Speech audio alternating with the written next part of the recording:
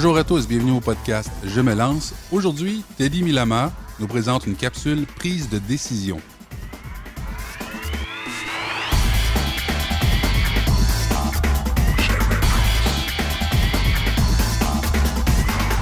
Bonjour, ici Teddy Milama de je me lance.ca, le podcast qui vous aide à entreprendre votre rêve. Ici, nous sommes dans la capsule, dans le thème que nous avons développé qui est la prise de décision.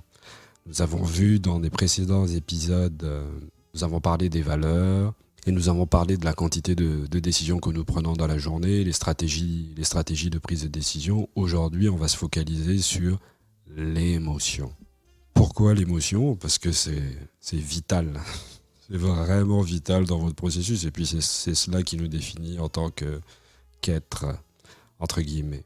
Comment intervient l'émotion dans votre processus de prise de décision ? Déjà, à la base, qu'est-ce que ça veut dire l'émotion ? Qu'est-ce qu'est une émotion ? Très rapidement, je ferai un distinguo. On le met souvent sous le même chapeau. Et je peux comprendre pourquoi. L'émotion, les émotions et les sentiments. Bien que ça fasse partie de la même famille, il y a des spécificités propres dans le processus. Émotion, c'est ce qui arrive avant. Le sentiment arrive plus tard. Je ne vais pas faire le distinguo tout de suite, ça sera l'objet d'une autre capsule.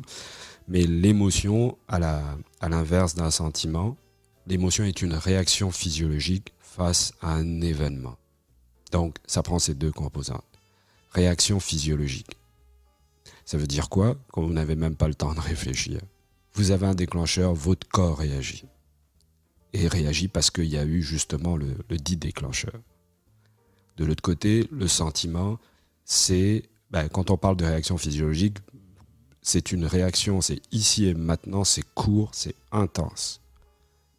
De l'autre côté, le sentiment, c'est quelque chose de plus latent, quelque chose qui prend plus de temps. C'est une expérience émotionnelle qui peut s'installer dans la durée. Et ces éléments affectent votre perception de la réalité. On l'a vu dans l'émission concernant les valeurs. Donc votre identité, vos valeurs, ce sont des lunettes que vous portez pour gérer la réalité, pour regarder la réalité selon vos indicateurs, selon vos mesures à vous. Maintenant, les émotions, on n'a pas besoin de les juger. La réalité, elle ne se juge pas. C'est vous qui décidez de la juger. Parce que vous portez des lunettes, vous jugez la réalité, vous jugez l'autre. Et lorsqu'on va arriver à un stade où on ne juge pas la réalité, ça prend une chose qu'on enlève ses lunettes. Donc on se met à poil, qu'on prenne les choses pour ce qu'elles sont. Donc les émotions dans ce cadre-là, je ne suis pas là pour juger quoi que ce soit, je suis simplement ici pour vous dire c'est quelque chose qui arrive, donc vous le prenez tel quel. Et cette réaction physiologique, comme un signal d'alarme, il y a un feu, il y a l'alarme incendie qui va se déclencher. Donc c'est très fonctionnaliste une émotion. Un déclencheur, une fonction. Spider-Man fait la même chose. Lorsqu'un danger survient, c'est, son détecteur arachnoïde, je ne sais pas comment il appelle ça, va l'interpeller afin qu'il réagisse, afin qu'il va le prévenir, afin qu'il se mette en situation de réaction. C'est ça la fonction d'une émotion. En quoi ceci est important dans votre prise de décision ? On a vu les différentes stratégies de prise de décision. Par exemple, on parle d'émotion. Si vous avez un stimulus arrive, votre corps réagit, il réagit à élément important, il réagit avec une certaine intensité. Une des stratégies, ça va être par exemple, l'impulsivité. L'impulsivité fait suite justement à la décharge émotionnelle face à une situation donnée. Dans certains contextes, ça peut être la meilleure solution pour certains types de personnalités ou certains types de personnalités pour certains types de décisions. Ça ne veut pas dire que c'est applicable dans toutes les décisions. Par exemple, en éthique, je vous ai parlé des dilemmes, donc des situations où peu importe que vous gagnez, vous allez perdre aussi. Ce sont des situations qui génèrent aussi bien du bien-être que du mal-être. Aussi bien pour vous que pour les personnes qui vous entourent, qui vont être pas dire victimes, mais qui vont subir les conséquences de votre prise de décision.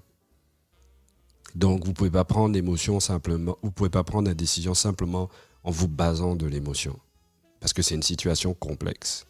Généralement, dans la littérature, on détermine le nombre de 7, la quantité, en tout cas, on définit les émotions de base, 7 émotions de base généralement, qui partent de la joie, la tristesse, de la colère, la peur, la surprise, le dégoût, la honte, etc. Et de ces émotions fondamentales de base, vous allez avoir des nuances, vous allez avoir des subtilités, vous allez avoir des mélanges. Il y a certaines émotions qui peuvent se mélanger. Et quand elles commencent à se mélanger, lorsqu'on passe au processus de rationalisation, là, on commence à rentrer dans la partie d'expérience, je veux dire sentimentaliste. Là, on rentre dans les sentiments, quelque chose de plus diffus, quelque chose de plus complexe. Cette capsule, c'était justement pour vous mettre en lumière quel est le rôle, quelle est la fonction de l'émotion dans votre prise de décision. Maintenant, j'insisterai sur une chose prépondérante, c'est comment cette émotion, cet aspect fonctionnaliste affecte votre prise de décision concrètement. Je vous ai dit tout à l'heure, l'émotion, c'est une réaction physiologique face à un événement. Donc pour prendre une décision, ce qui est fondamental, c'est de pouvoir reconnaître cette réaction physiologique. Si vous faites face à une situation et que vous n'êtes pas capable de mettre en mots ou de ressentir ou d'être connecté avec ce que vous ressentez physiologiquement, c'est très délicat. Parce que comme je vous ai dit, c'est comme s'il y a le feu qui se déclenche et vous n'avez pas d'alarme incendie. Si vous n'avez pas d'alarme incendie, vous risquez de mourir par asphyxie dans votre maison. Parce que vous n'aurez pas ressenti, parce que vous n'aurez pas écouté votre signal d'alarme. Et c'est ça le rôle de l'émotion. Donc vous devez être en mesure de pouvoir être connecté à ce qui se passe à l'intérieur de vous. Il faut absolument le faire parce que c'est votre instinct de survie. Ça, c'est la première chose. La seconde, c'est l'événement. Qu'est-ce qui se produit? Si vous n'êtes pas capable de déterminer quel est le déclencheur, parce qu'on peut avoir une réaction physiologique, mais on n'est pas capable de trouver quel est le déclencheur. Vous êtes aussi perdu. Pourquoi? Parce que généralement, quand je discute avec mes élèves, on parle de prise de décision ou des choses auxquelles ils font face. Je discute avec des amis ou dans le cadre d'autres événements. Ce que je trouve toujours intéressant, passionnant, quelqu'un vous parle de son problème. Donc il a identifié la source de son problème. Et il a trouvé un résultat. Il a adopté un résultat. Le résultat ne donne pas ce qu'il pensait. La personne est frustrée. Et ce processus-là va renforcer ou va développer une perception plus ou moins négative des compétences de l'individu dans sa prise de décision. Donc, ça peut générer du ressentiment. Et lorsqu'on commence à générer ce type d'émotion, on peut rentrer dans l'émotion de stade émotionnel, on peut générer de la dépression, ça change notre perception de la réalité. Je vous ai dit, on porte des lunettes. Généralement, on juge la réalité. Chose, dans l'absolu, oui, ça peut nous protéger, mais à certains moments, quand on fait face à des dilemmes, à des situations complexes, on doit enlever ses lunettes. Parce qu'il y a d'autres personnes en face qui vont subir les conséquences de notre décision. Et la seule manière de pouvoir trouver un consensus, c'est de se mettre à poil. Parce que si vous ne le faites pas, vous n'allez pas accéder à l'autre. Donc, je reviens.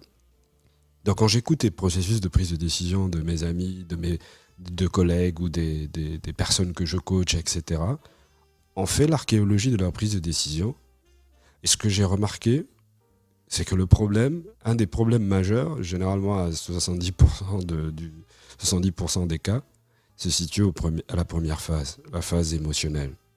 La réaction physiologique, généralement, on la trouve, mais là où généralement il y a un dysfonctionnement, c'est au niveau du déclencheur. Pourquoi c'est important? Parce que si vous ne trouvez pas le bon déclencheur, vous allez poser le mauvais diagnostic. Et c'est en posant le bon diagnostic que vous augmentez vos chances de prendre la bonne décision. Si jamais vous tapez à côté du mauvais déclencheur, vous allez mal poser le problème. Et si vous posez mal le problème, malheureusement, votre décision ne sera pas la décision optimale. Et qu'est-ce que ça va générer? Ça va générer une perception, ça va baisser votre estime de vous parce que vous allez vous sentir incompétent. Et plus vous allez prendre des décisions de cette nature-là, plus ça va renforcer votre estime de vous. Ça va ça va l'affecter, ça va altérer votre perception de la réalité. Et ça peut générer de la dépression, ça va générer de l'anxiété.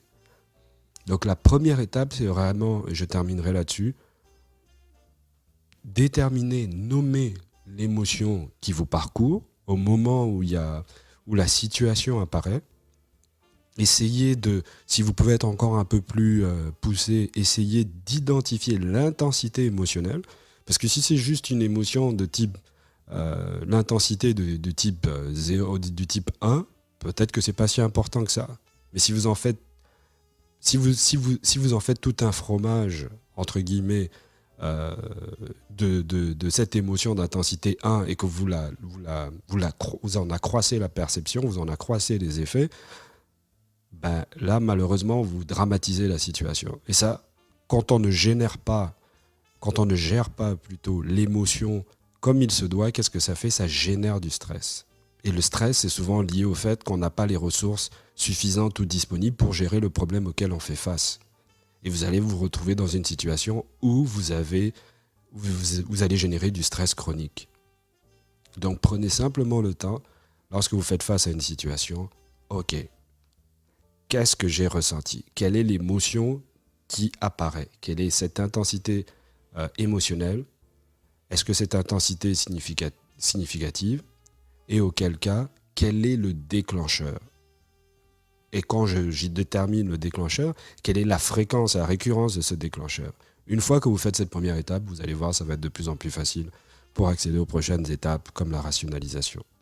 Je vous remercie de m'avoir écouté. J'espère que ça vous aura intéressé. Et puis si vous avez des questions, n'hésitez pas. Si vous voulez éventuellement, vous avez une situation à laquelle vous faites face et vous voulez peut-être qu'on fasse l'archéologie de votre processus de prise de décision, n'hésitez surtout pas.